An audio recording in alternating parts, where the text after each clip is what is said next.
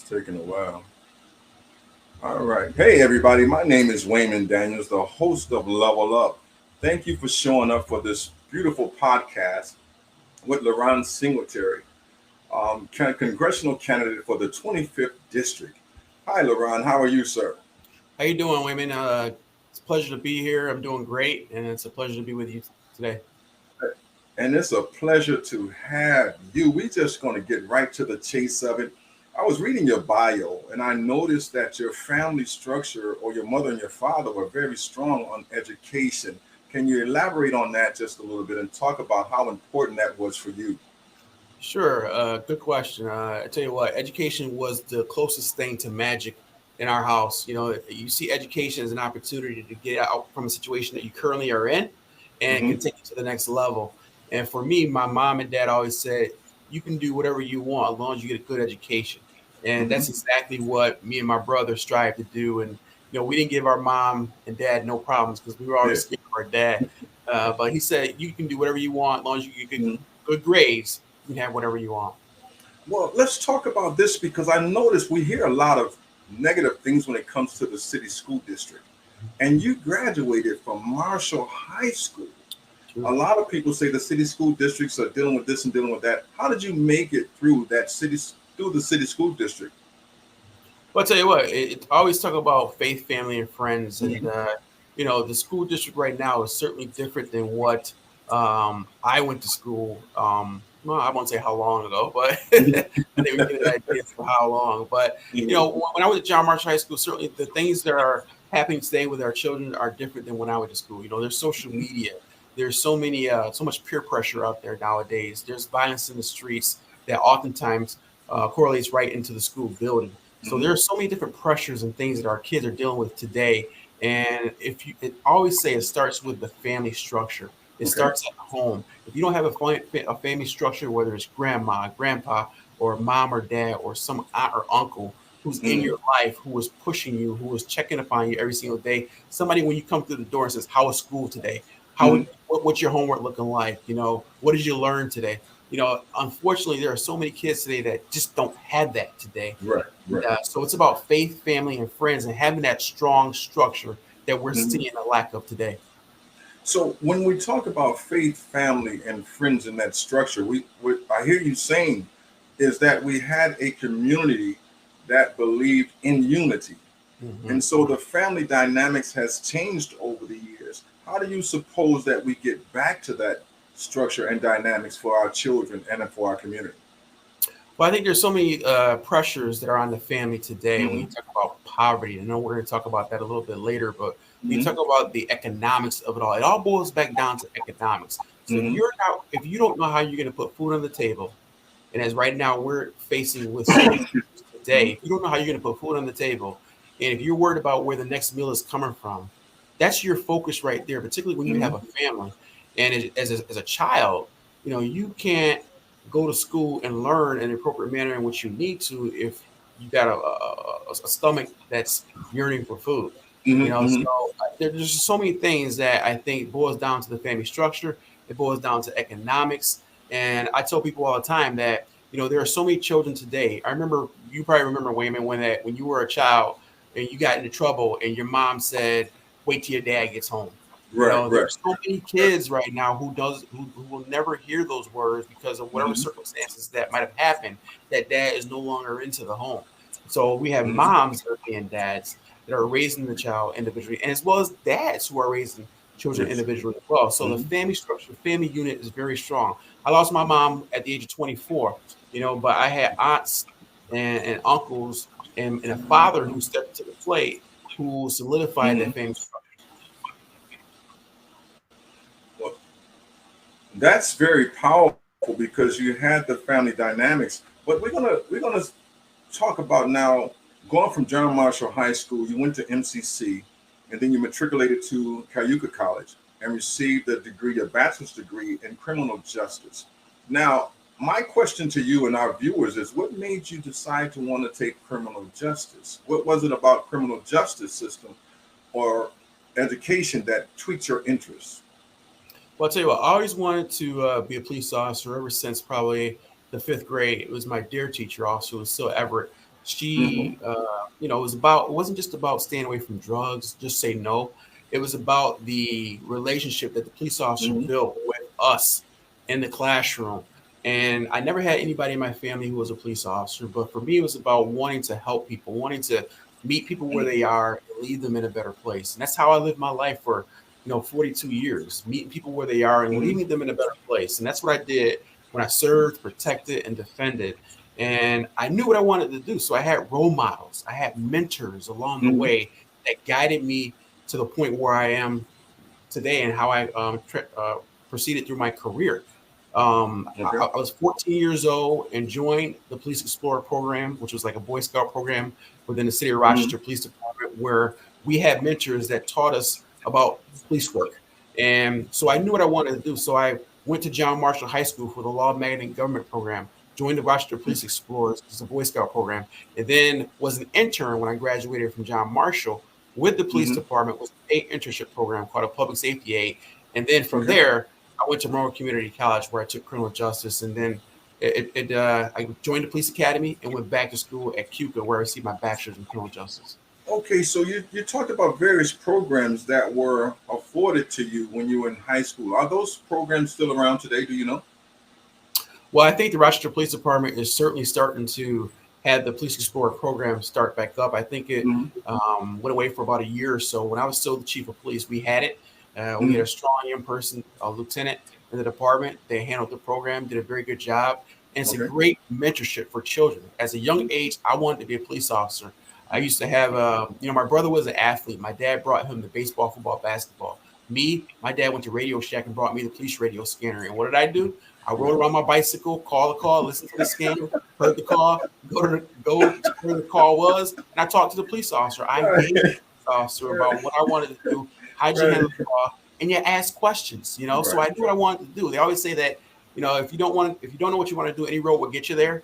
But I knew what I wanted to do. And as I grew as a child and into my profession as a law enforcement officer, many people, my friends, always said, man, I should have took your path. You knew what you wanted to do. You knew you had to stay out of trouble. And you knew what it took to get there. And you were successful. And now here I am, a young man from Rochester, New York, from the city of Rochester, now has an opportunity to run for Congress after being chief of police in the city they grew up in.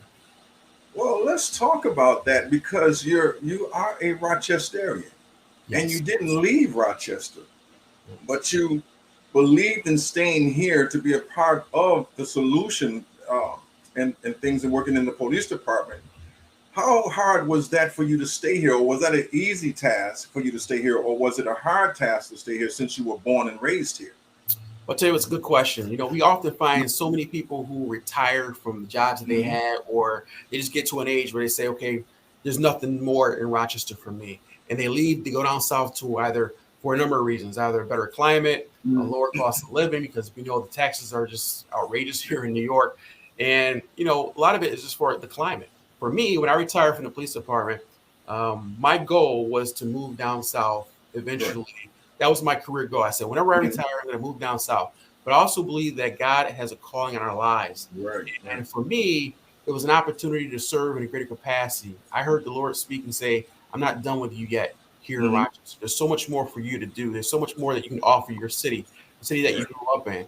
And, so it was an easy decision to answer your question for me, because it was a city that I grew up in, a city that I love, a city that has still a lot of friends and family here. And I think our city is certainly on a path where we're not seeing a lot of progress happen here. And we see so many people just kind of leave and just give up. And I'm like, nah, this is a city where I grew up, and there's still much more I can offer the city. Well, let's talk about the FBI National Academy session number 226. What was that all about? Because you did graduate from there. Can you tell us more about that? Sure. The FBI National Academy, it was a leadership program where over 200 plus people from around the world had an opportunity to attend. And we talked about law enforcement experiences across the world. And we were able to network. Networking in life is huge. I tell young people that all the time. You have an opportunity to meet so many different people in life. And you garner experiences as to how to deal with certain situations. Law enforcement is a very dynamic and fluid profession. And as chief of police, many people think you have all the answers. You don't. I'm here to tell you, no executive has all the answers. Any executive who believes that he has already have the answers for every problem within his organization is an executive that has already failed. But it was a humbling experience to go down to Quantico, Virginia, on the FBI campus. We lived there for 3 months. It was an awesome time. You had an opportunity to meet the FBI director, some other high-level officials in our government on a federal level, and just hear the experiences that people, other law enforcement executives, other chiefs of police are dealing with. And it happens about 4 times a year where they have these sessions of 200 plus people. And at the end of it, you do a physical challenge, you get a yellow brick, and that yellow brick exemplifies the hard work that you did and a connection to other law enforcement officials around the world, because brick by brick, we're laying a foundation, the path to success, hopefully.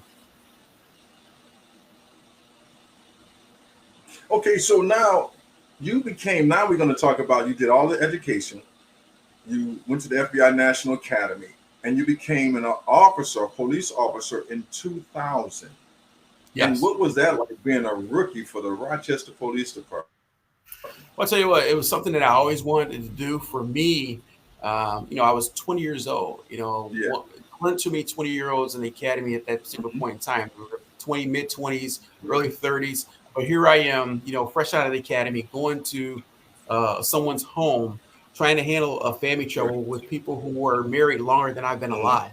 So you rely on your knowledge, your training, your skills, your abilities to go there and try to solve a problem. People call 911 for help, and for me, it was about interacting with them, having a relationship with them. Because I tell people all the time, life is about relationships. And the more relationships that we can garner, you treat people the way you want to be treated, goes back to the golden rules. You can solve anything. And again, here I am, 20-something, trying to solve people's problems who've been married longer than I've been alive. And a lot of it is just you relying on your training, your experience, and just having a relationship with people, listening to people. Right. Ron, we're going to talk about, because now you became a police officer in 2000, but in 2019, you became the chief of police. You were very young. How often does that happen, to have a police chief that young and to accept those responsibilities? How did you handle that? Well, I'll tell you what. That's a major deal. Yeah, it is. It doesn't happen often. I was 39 when I was appointed the chief of police. I always say that, heavy is the head who wears the crown, and lots of responsibility. Lots of responsibility goes along with that position. And I vow to the community that, I wasn't doing the job for a title. I was doing a job to try to make the police department better and try to lead the police department in a better place than when I found it. And that was my goal. That was my dream, to be a police chief in the city of Rochester. So again, it was about having a good team around you. We don't do anything ourselves. It's about having a good team around you who can navigate challenges. And God knows we had challenges in any police profession, and any police chief will tell you. But it's about having a good base around you. And again, what it goes back to is faith, family, and friends. If you have those things in your atmosphere and you trust in the Lord, you can overcome anything. So it sounds like to me, because I hear this word, that we have many leaders, but how many leaders? And it sounds like to me that you're one of those leaders who believe in having character and integrity. Yes. And that's a beautiful thing. And I like that I'm hearing that from you, because a lot of people don't have that. They're in leadership positions. When we can talk about a couple of them. One of them is Adolf Hitler. He was a leader, but didn't have character and integrity. Exactly. And you certainly need character and integrity to go along with that. You need to be able to look at yourself in the mirror the next day after you make a tough decision and be able to live with that. You need people who are grounded, who are going to check you and say, Chief or LaRon, what were you thinking? If you don't have those people around you who are grounded, who are able to call you to task, who are able to check you on certain things, then you're living above your limits. And so we certainly never want to do that. So again, you don't have to have all the answers as a leader, but you definitely have to have character. You definitely have to have integrity. And you should be knowledgeable about the things that you're getting involved in. Leadership is the ability to influence others to achieve a common goal. And again, I had 4 stars on my collar when I was chief of police. But Right. you don't want people to do things because you have 4 stars and because you are the Right. boss. You want Mm-hmm. people to do things because they will go to the end of the earth for you because they believe in your mission, your vision, your values, and your leadership styles. And that's what we need more of today. We need bold political leadership. And I say that because Mm-hmm. I'm going into politics. You need bold political Right. leadership that is going to call people to task, that is going to Mm-hmm. hold people accountable, and that is Mm-hmm. trying to bring results back to the district to give people the opportunity and resources to go along with the hope that they have. Right. Right. Okay, so I noticed too that we talked about the leadership aspect, but I want to talk about being in charge of $100 million budget. That seems like a lot of pressure. How did you handle doing that and making sure that you work within the budget and the guidelines of what you had, the resources? Well, I'll tell you what, it goes back to, like I said earlier, having a good team around you. You don't need Mm-hmm. to know everything, but you have to have a good team around you to help you make the tough Mm-hmm. decisions. Certainly working within a budget. Any organization, you have to work within the budget. When it comes to public safety, you never want to put a price on public safety, but we all know in the Mm-hmm. real world, we do have to work within a budget. Mm-hmm. There were some tough decisions that had to be made sometimes when you had a particular incident that might have occurred within the city of Rochester or a critical incident where you may have to spend a lot of money to either go after an individual who Mm-hmm. has committed a crime, a heinous crime, or you're trying to go after an individual who had just committed a murder. And what dollar amount are you going to limit your officers from going after an individual who just murdered someone's family? So we spare at no expense when you talk about some of the most heinous crimes in our Mm-hmm. communities. But again, in reality, you have to live within the budget. You have good people around you. And again, you think about that it's the people's money. Right. It's the people's money. Mm-hmm. And with respect to it being the people's money, there comes some responsibility that goes along with that. Because at the end of the day, you do have to answer to somebody for the amount of money that you just spend within the organization. Mm-hmm. Right. Well, well, LaRon, I love this word passion and your faith base. It came from your childhood. And so you're bringing this passion now into politics because you're running for the Congressional 25th District. And I want to ask you this question. How different are you going to be from those who puts politics before people? Because we know that some politicians put politics before people. What makes LaRon Singletary different from them? Well, I'll tell you what, I think we just talked about it. Passion. It's having passion. Mhm. And one of the reasons that Mhm. got me involved in politics and wanted me to explore an interest in running for politics Mhm. is when I saw what happened over the last 2 years when you talk about the defund the police movement.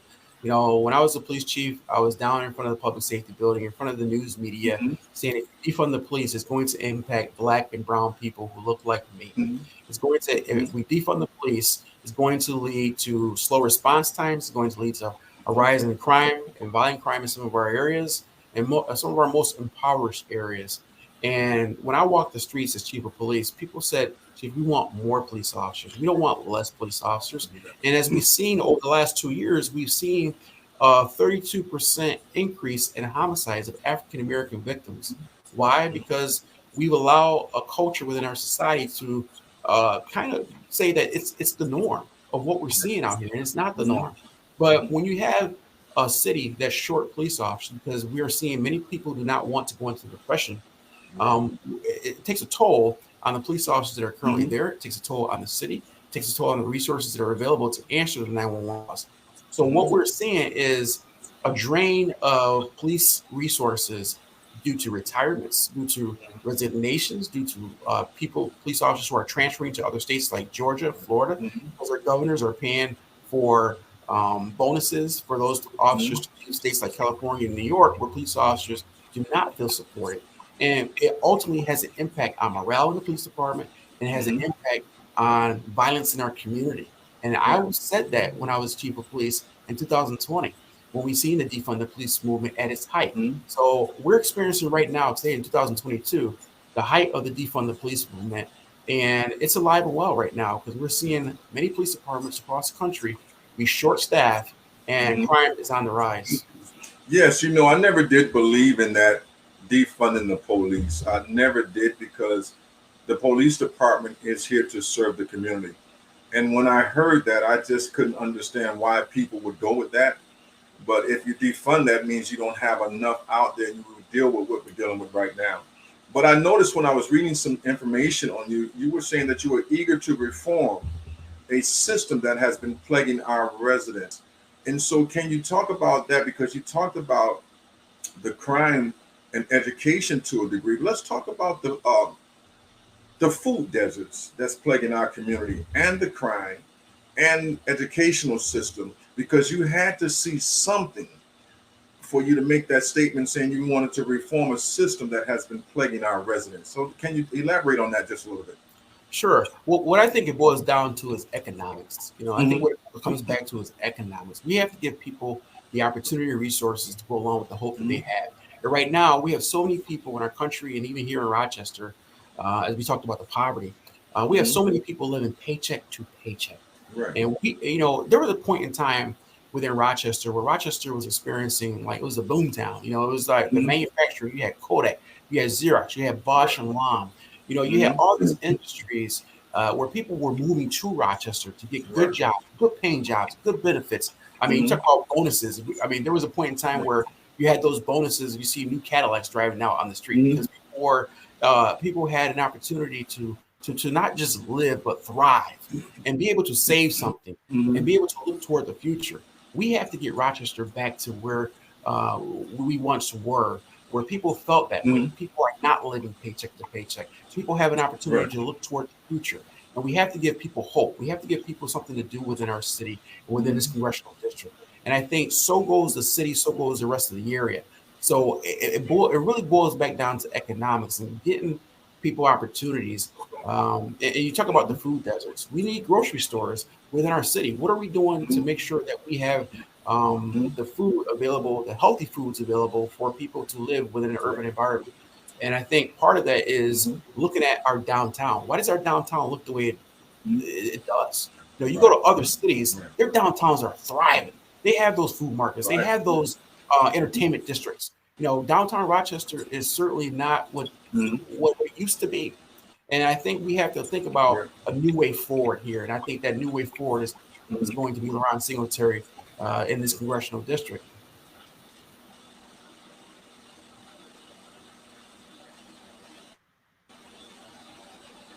Well, I like what you said about that, because the food deserts in downtown being what it is, because it has changed in so many ways.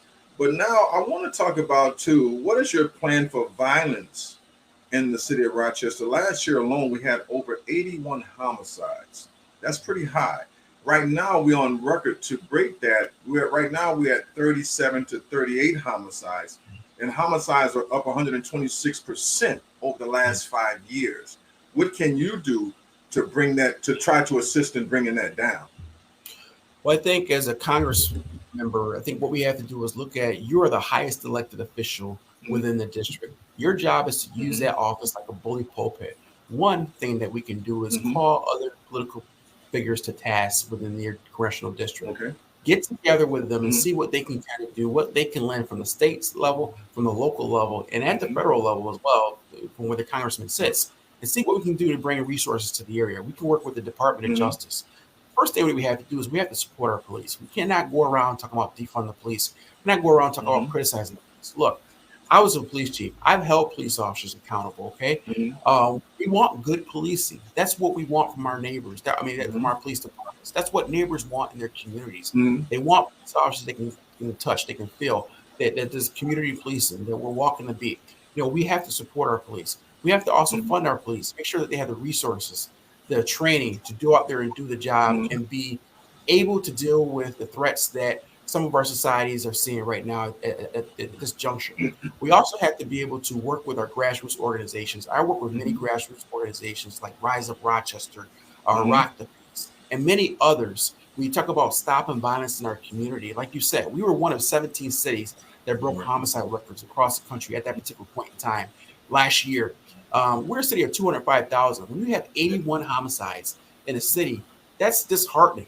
Yeah. And what I saw is that politicians were just not really taking any type of heed to try to correct the situation. Mm-hmm. They were calling for less police involvement. social programs are good, but you need a law enforcement component to deal with that as well. Social programs, when I never had a social program call me up as chief of police, say, Chief, what can we do to help you bring down the violence in the community? So we need some sort of law enforcement response to that as well. But we also have to look at the laws within the state. We have to hold people accountable. We have to look at cashier's bill. We have to look at less is more. And we have to get the people who live in these areas involved in the conversation, because we can't seem to think that we have solutions to problems when we're not talking to the people who live in these neighborhoods who are experiencing this every single day. Well, let's talk about this, because we have this narrative that illegal guns are or is the problem. But when we look at the news in Buffalo, Chicago, these people didn't have illegal guns. But the narrative wants to point to that a lot of the violence that's happening is because of illegal guns. Can you speak on that? Because it's not just illegal guns, it's legal guns as well. How do we get, I know this is talking about the NRA and et cetera, but how do we make tougher laws or tougher guidelines for people to have access? Because I'm trying to figure out, Mr. Singletary, why do we have assault weapons being sold in our gun shops, M16s and all this crazy stuff? I think one of the first things we have to do is we have to enforce the laws that we currently have on the books. You know, we have to enforce the sentencing guidelines that come with those laws. When you talk about being soft on crime, you get environments like we're living in today. We're not holding people accountable. We have to hold people accountable, because I've never seen a gun get up off the counter and go shoot somebody itself. So we have to talk about mental health. We talk about some of these individuals who are pulling the triggers, and there are things that are being missed along the way. You know, like the individual in Highland Park in Chicago. There were some issues there that I think were missed. You know, he was suicidal. He passed 4 background checks within a period of a year and a half. His parents knew what was going on with him. And the weapons that he purchased were legal. But there are certain things that we missed along the mental health capacity. So one thing is that we do need to invest in more is the mental health aspect of why these individuals are doing what they do. We looked at the Buffalo shooter in Buffalo, New York, where he went to a community of African Americans and gunned them down. You know, yes, there might have been some mental health issues, but they're criminals. They're criminals. Period. Point blank. Anybody who wants to decide to gun down a number of individuals just for no reason at all, you're a criminal. Every day of the week and twice on Sunday. And I think the other thing that we need to look at is some of the environments in which these people are involved in. And here's what I say. In order to try to get to the root of the problem, we have to come up with a commission, or just like the FEMA responds to natural disasters across the country, just like the NTSB. The NTSB responds to plane crashes and anything to do with transportation when there's fatalities or accidents. Let's build a commission to respond to shooting incidents across the country. Let's analyze it and figure out what we're missing. Let's get to the root of the problem, because what I don't believe is that we need to take away the rights and guns of law-abiding citizens who do the right thing. Criminals are not going to go out there and register guns. They're not going to renew their pistol permits. They're trying to draw serial numbers off the guns. Law-abiding citizens are trying to go purchase a gun and register weapons. But so we need to take a hard look, and we need to get a real serious look at some of the mass shootings. And we also need to take a hard look at some of the violence that goes on in our inner cities, that people who call for defunding the police are silent on the victims of violence who look just like you and I. But when it comes to us, they're silent about it. Okay. Well, you know what? Now I'm going to go into this little segue. It's a good thing right now, because we talk about violence, and I was looking at the poverty level for the city of Rochester, and it's 33.1%. That's pretty high. And when you think about, we talked about it earlier, that when people are impoverished, they don't want to learn because they're hungry, they're starving. And so I want to ask this question: with a percent that high, 33.1%, do you think that plays a part in the violence that's going on because people are impoverished and they're stressed out? Or do you think that they're using antisocial behaviors as a reason to do what they're doing? Well, I think it's more the latter. You know, tell you what, I know many people who are in poverty who don't go out there and do crimes. You know, I think what it boils down to is back to economics. You know, we need to get to economics. You know, like I said earlier, education is the closest thing to magic in America. Education gets people out of whatever situation that they are in. But we also have to talk about the affordability of education. Not everybody can afford Right. education. And this is what I would like to propose as well, that we need to start pushing trades and vocations to our high school kids, because a lot of them can come out of high school, join the trucking industry. We need to take a look at the regulations on the federal level when it comes to the trucking industry to make it easier for them to drive trucks and make almost $100,000 a year. So we need carpenters, we need electricians, we need plumbers. That's the industry that we're seeing a lack of today. And I always tell people, go into the civil service industry. We have police officers, we have law enforcement, we have firefighters, where you can go for 20 years, get a pension, and have a check for the rest of your life. So those are things that I think that we need to make sure that we're educating our children about, so that we can get them out of poverty. Again, it goes back to economics and giving them an opportunity to not live paycheck to paycheck. Because when parents have a choice, I believe our kids have a chance to excel and be whatever they want in life. And again, it's about going back to that boom town. How can we get Rochester to be a Silicon Valley? How can we get Rochester to be the vibrant city that it once was, and not in the news for some of the things that we've seen Rochester be in the news for the last couple of years? Well, let's talk about this, because I'm going back to, you were 20 years old when you first came a police officer, and you retired at 40? 40. Man, look at here, man. And you got options now. Yes. You can either, because I don't see Chief Baxter go from Greece to Rochester to, so you have options, and you chose to go into politics. And now what I want you to do, I just want you to tell the people what you're looking to do as a politician. I'm going to say this: once you're appointed to the Congressional 25th District. Thank you so much for that. Well, I tell you what, it's about having a conversation. One, it's about being accessible. People want a representative who's going to represent them in Washington about the needs that they're dealing with right now. And those needs that they're dealing with are inflation. Right now, inflation is at 8.6%, and wages are rising at 5.1%. Think about that for a second. Unless you've gotten a raise of 9% over the last year, you are underwater. Your dollar does not go as far as it used to be. And that's why people are leaving New York State on top of the high taxes. So I'm going to do everything that I can and try to work with our representatives on the state level and in Congress to make sure that we are responsible for the spending that we're doing, because we are in this reason of inflation because of the spending that we've been doing across the country. If residents have to live within a budget in their household, so should the federal government. We shouldn't be spending trillions and trillions and trillions of dollars. And that's where we're at, the inflation point where we're at. Ronald Reagan said, inflation is the price of those benefits, government benefits that we thought were free. Nothing's free in life. There's never ever free meal. So we have to deal with the inflation. We also have to deal with making sure that our kids get education. I always say that when the school system becomes more important than the child that's supposed to educate, there's a problem there. And so we have to make sure that our parents have a choice. When our parents have a choice, our students have a chance. And that's why I believe the school choice, because I'm a graduate from RCSD, City School District, but it's certainly not the same district that I graduated from, with as many challenges that they have, as well as many challenges that our families have. The third thing I want to advocate for is public safety. Being a former policeman for 20 years in a law enforcement profession, we need to make sure that we're giving people an opportunity to be safe when they travel to and from work. People should not have to worry about their police department being defunded and not serving them to the highest capacity and highest point possible. And the last thing is this. We need to make sure that we get families back into the mix. Every decision that I make when I go to Washington, D.C., is going to be about the family. We need to make sure that our families are strong. We have good, strong family values. And we need to make sure that we have faith involved in some of the decisions that we are making.